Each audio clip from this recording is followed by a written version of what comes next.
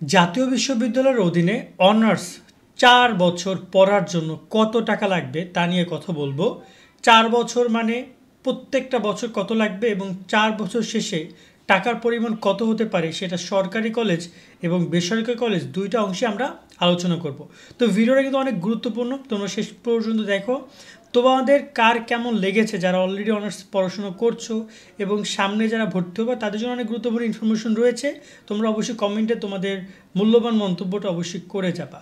দেখো, ভর্তি থেকে শুরু করে একদম ফাইনাল ইয়ার তোমার সম্পন্ন করার জন্য যে সকল প্রসেসগুলো যেতে হয় প্রতি বছরই একই ধাপের মধ্যে সবাইকে যেতে হয়, সেটা সরকারি হোক সেটা বেসরকারি হোক। অ্যাডমিশন খরচ তোমাকে দিতে হবে, দেন স্যালারি মানে বেতন দিতে হবে তোমাকে, দেন প্র্যাকটিক্যাল যদি থাকে প্র্যাকটিক্যাল একটা খরচ আছে, ইনকোর্স এক্সাম তোমাদের সবাইকে একটা ইনকোর্স এক্সাম দুইটা হয়, তার ফি দিতে হয়, টেস্ট এক্সাম হয় প্রতি বছর তোমাদের প্রত্যেক ইয়ারে একটা, তার মানে খরচ তোমাকে দিতে হয়, টেস্ট এক্সাম ফি। দেন আরও একটা যেটা রয়েছে সেটা হচ্ছে তোমাদের প্রাইভেট, বিভিন্ন সাবজেক্ট ভেদে প্রাইভেটের খরচ কিন্তু আপ ডাউন করে, এবং ফর্ম ফিল আপ। ওভারঅল এই কয়টা পয়েন্টে তোমরা প্রত্যেকটা বছর খরচ প্রদান করবা।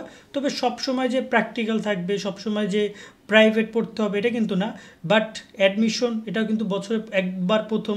এরপরে যেটা প্রতি বছর তোমার চলমান থাকবে সেটা হচ্ছে স্যালারি, সেটা হচ্ছে ইনকোর্স এক্সাম, সেটা হচ্ছে টেস্ট এক্সাম এবং ফর্ম ফিল আপ।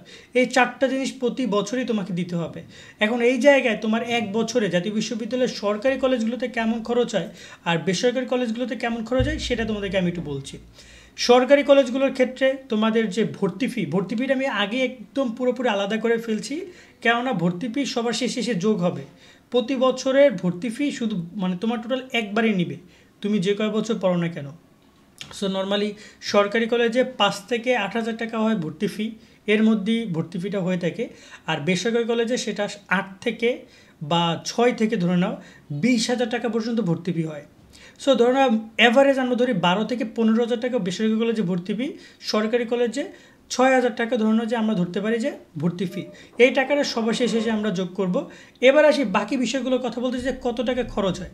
যদি আমি তোমাদের এটা ক্যালকুলেটলি ব্যাপারটা বলি, যে ক্যালকুলেট করে ধরে নাও যে তোমার সরকারি কলেজে বেতন সারা বছর সর্বোচ্চ তুমি ১ হাজার টাকা বেতন দিবে কেন আমি জানি না, ১ হাজার টাকার মতো হতে পারে।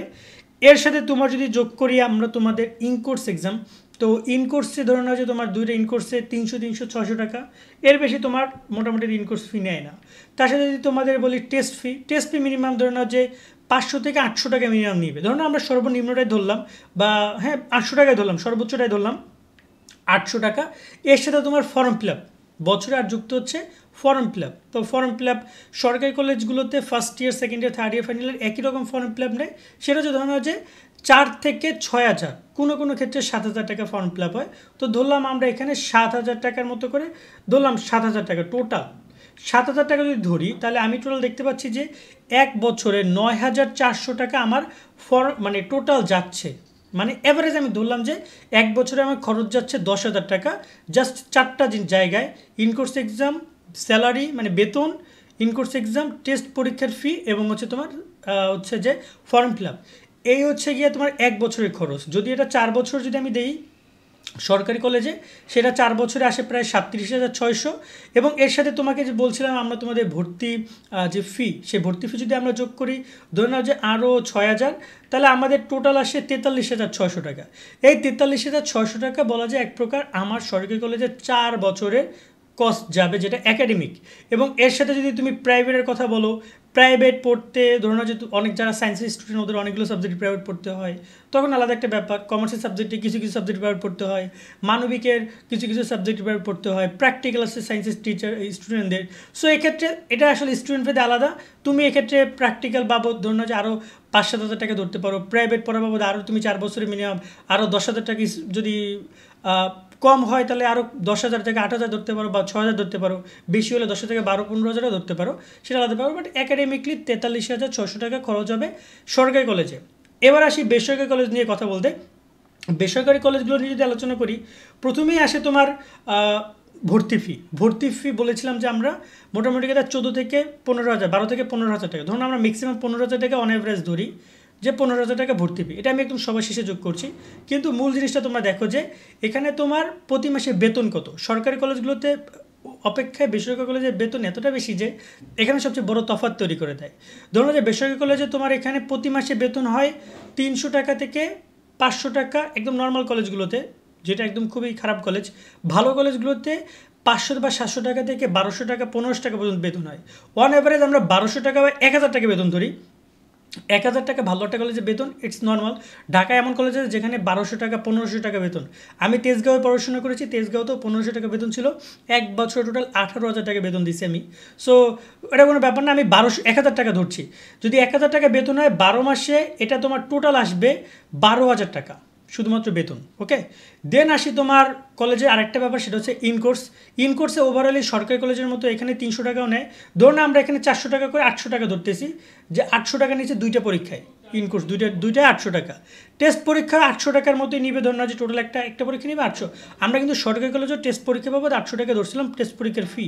সো টোটাল হচ্ছে তোমার এখানে 800 টাকা ইনকোর্স এবং টেস্টে ধরলাম। এরপরে আমরা বলি ফর্ম ফিল আপ।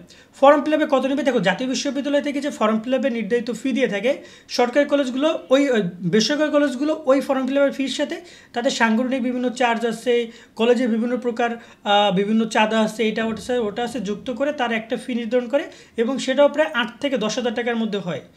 কোনো কোনো ক্ষেত্রে 8,000 টাকার নিচেও হইতে পারে, বাট আমরা অন এভারেজ 8,000 টাকা ধরি।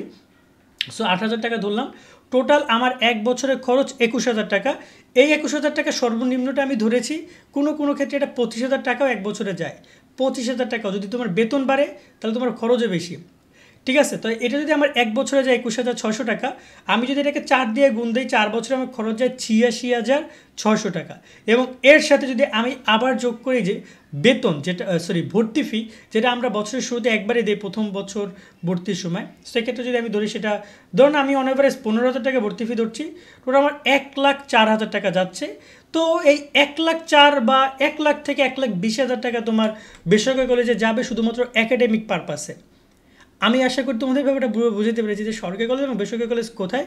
তো সরকারি কলেজ যেখানে আমার প্রায় 40-45,000 টাকার মধ্যে 4 বছর হয়ে যাচ্ছে, সেখানে সেটা 1,00,000, বেসরকারি কলেজে 1,00,000 থেকে 1,20,000 টাকা পর্যন্ত চলে যাবে।